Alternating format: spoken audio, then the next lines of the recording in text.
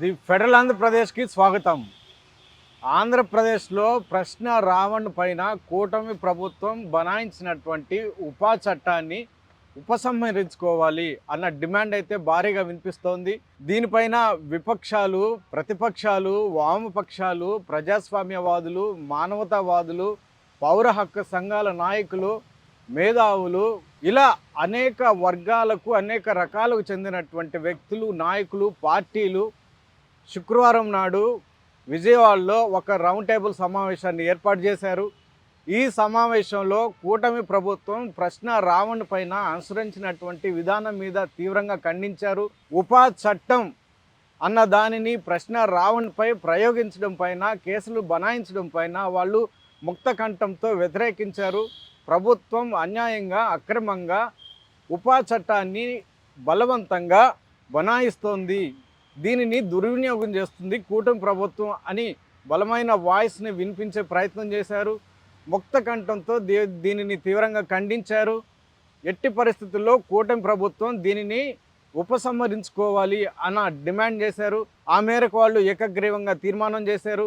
ఈ నెల 17వ తేదీ లోపల ప్రశ్న రావణ్ పైన బనాయించినటువంటి, నమోదు చేసినటువంటి ఉపా చట్టాన్ని ఎట్టి పరిస్థితుల్లో ఉపసంహరించుకోవాలి, విత్డ్రా చేసుకోవాలి అని వాళ్ళు ప్రభుత్వానికి అల్టిమేటం జారీ చేశారు.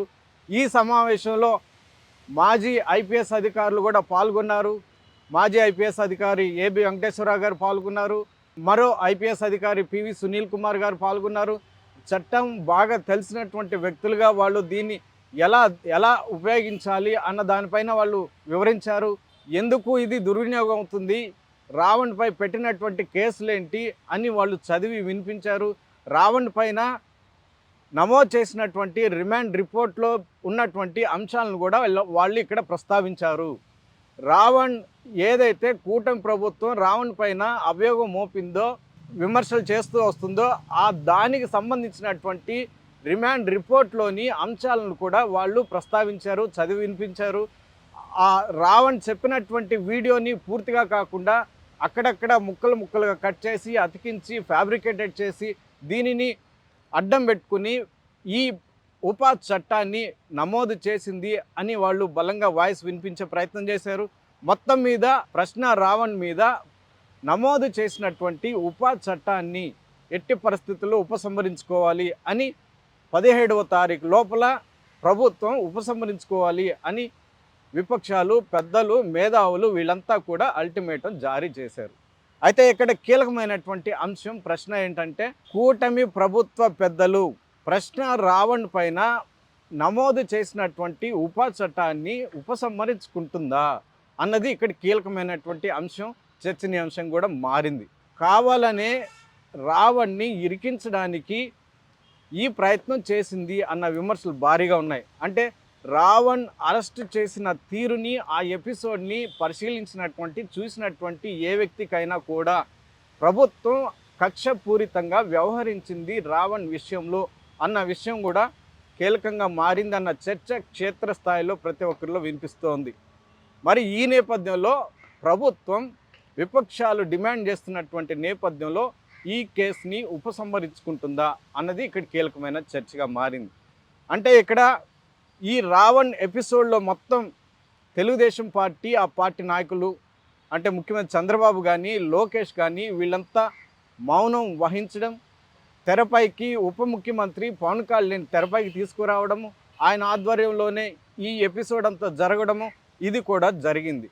ఒకవేళ కూటమి ప్రభుత్వం విపక్షాల డిమాండ్ని ఆమోదించి ఉపా చట్టాన్ని ఉపసంహరించుకుంటే మరింత గౌరవం పెరిగే అవకాశం ఉంది. అయితే ఇక్కడ తెరపైన ఉన్నటువంటి, కీలకంగా వ్యవహరించినటువంటి పవన్ కళ్యాణ్ పరిస్థితి ఏంటి?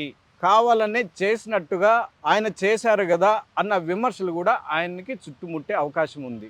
అంటే కూటమి ప్రభుత్వం ఈ విధంగా వ్యవహరిస్తుందా లేదా అన్నది కూడా ఇక్కడ కీలకమైన చర్చ ఉంది. మరోవైపు ఉపా చట్టాన్ని కొనసాగిస్తుందా కూటమి ప్రభుత్వం? ఎందుకు కొనసాగించే అవకాశం ఉంటుంది అన్నది కూడా కీలకంగా మారింది. అంటే రావణ్ అరెస్టుని ఒక రాజకీయ అంశంగా మలచినటువంటి నేపథ్యంలో, అది కులం రంగు, మతం రంగు పులుముకున్నటువంటి నేపథ్యంలో ఆ తర్వాత ఉగ్రవాద అంశం దాని వెనకాల వచ్చినటువంటి నేపథ్యంలో ప్రభుత్వం ఎట్టి పరిస్థితుల్లో దీనిని ఉపసంహరించుకునే అవకాశం లేవు అన్న చర్చ కూడా మరోవైపు వినిపిస్తుంది. దీనిని అడ్డం పెట్టుకుని కేంద్ర స్థాయి నుంచి రాష్ట్ర స్థాయి వరకు ఒక మతపరమైనటువంటి రాజకీయాలు చేయడానికి, కులపరమైనటువంటి రాజకీయాలను చేయడానికి కూటమి ప్రభుత్వం దీనిని బలంగా ఉపయోగించుకునే అవకాశం ఉంది. ఈ విచారణ కానీ, ఆయన జైల్లో పెట్టినటువంటి విధానం కానీ ఇది సీరియల్గా కొనసాగినట్లయితే ఈ అంశం బర్నింగ్ పాయింట్గా ఆంధ్రప్రదేశ్లో ఉంటుంది. దాని చుట్టూ రాజకీయాలే జరిగే అవకాశం ఉంటుంది. ప్రజల సమస్యలు కానీ, రాష్ట్ర ప్రభుత్వ పనితీరు పైన కానీ, విపక్షాలు వినిపించే గొంతు కానీ, ప్రజల వాయిస్ కానీ పక్కదారి పట్టే అవకాశం ఉంది అన్న అంశం కూడా ఇక్కడ కీలకంగా ఉంది. మరోవైపు కూటమి ప్రభుత్వం ఒక కీలకమైనటువంటి నిర్ణయం తీసుకుంది. ఒక టాస్క్ ఫోర్స్ని ఏర్పాటు చేయాలనే నిర్ణయం తీసుకుంది. సోషల్ మీడియా వేదికగా తప్పుడు ప్రచారం చేస్తున్న వాళ్ళని, అసత్య ప్రచారం చేస్తున్న వాళ్ళని, వ్యక్తిత్వ హననానికి పాల్పడుతున్న వాళ్ళని గుర్తించి కేసులు నమోదు చేసే విధంగా ఒక టాస్క్ ఫోర్స్ని ఏర్పాటు చేయాలని కూటమి ప్రభుత్వం నిర్ణయించుకుంది. మరి ఈ అంశం మంచిదే అయినప్పటికీ, ఈ పరిణామం మంచిదే అయినప్పటికీ దీనిని రాష్ట్రంలోని ప్రభుత్వ పక్షాలకే కాకుండా ప్రభుత్వ పక్షంలో ఉన్నటువంటి ముఖ్యమంత్రి, ఉప ముఖ్యమంత్రి, మంత్రులు, ఇతరులకి కాకుండా ప్రతిపక్షాలకి, సామాన్య ప్రజలకి, అధికారులకి వీళ్ళకు కూడా అమలు చేస్తారా?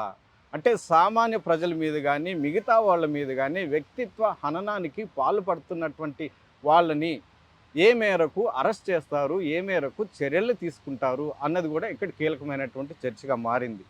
అంటే ఇక్కడ కేవలం ప్రభుత్వ పక్షాలనే టార్గెట్గా లక్ష్యంగా చేసుకుని దీనిని తెరపైకి తెచ్చారా, లేకపోతే దీనిని సమదృష్టితో అందరికీ అమలు చేసే విధంగా చర్యలు తీసుకుంటారా అన్నది ఇక్కడ మౌలికమైనటువంటి ప్రశ్నగా ఉంది, చర్చగా ఉంది. సోషల్ మీడియా వేదికగా వ్యక్తిత్వ హననానికి పాల్పడుతున్నది ఎవరు అన్నది కూడా ఇక్కడ కీలకమైన చర్చగా ఉంది, ప్రశ్నగా కూడా ఉంది. అంటే పార్టీల వారీగా మీడియా కానీ, సోషల్ మీడియా కానీ విడిపోయి పార్టీల వాళ్ళ అజెండాని మోస్తున్నటువంటి నేపథ్యంలో వాళ్ళకి వ్యతిరేకంగా మాట్లాడుతున్నటువంటి వాళ్ళని వాళ్ళు టార్గెట్గా చేసుకుని వ్యక్తిత్వ హననానికి పాల్పడుతున్నారు అన్న చర్చ, విమర్శలు కూడా ఉన్నాయి.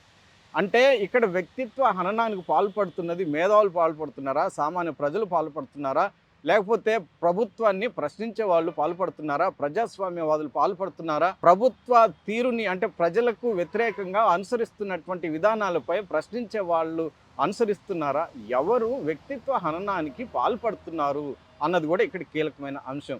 అంటే పార్టీల వారీగా పార్టీలు ఏ పనులు అయితే చేస్తారో వాళ్ళని సమర్థించే వాళ్ళు వ్యక్తిత్వ హననానికి పాల్పడుతున్నారా, లేకపోతే ప్రభుత్వాన్ని ప్రశ్నించే వాళ్ళని పార్టీలకు సంబంధించినటువంటి మీడియా కానీ, సోషల్ మీడియా వ్యక్తులు కానీ వీళ్ళు వ్యక్తిత్వ హననానికి పాల్పడుతున్నారా అన్నది కూడా ఇక్కడ కీలకమైన అంశాలుగా మారాయి. మరి ఈ నేపథ్యంలో ప్రభుత్వం తీసుకొచ్చినటువంటి ఈ అంశం పరిణామం మంచిదే అయినప్పటికీ దీనిని ఎలా అమలు చేస్తారు అన్నది కూడా ఇక్కడ కీలకమైన ప్రశ్నగా మారింది.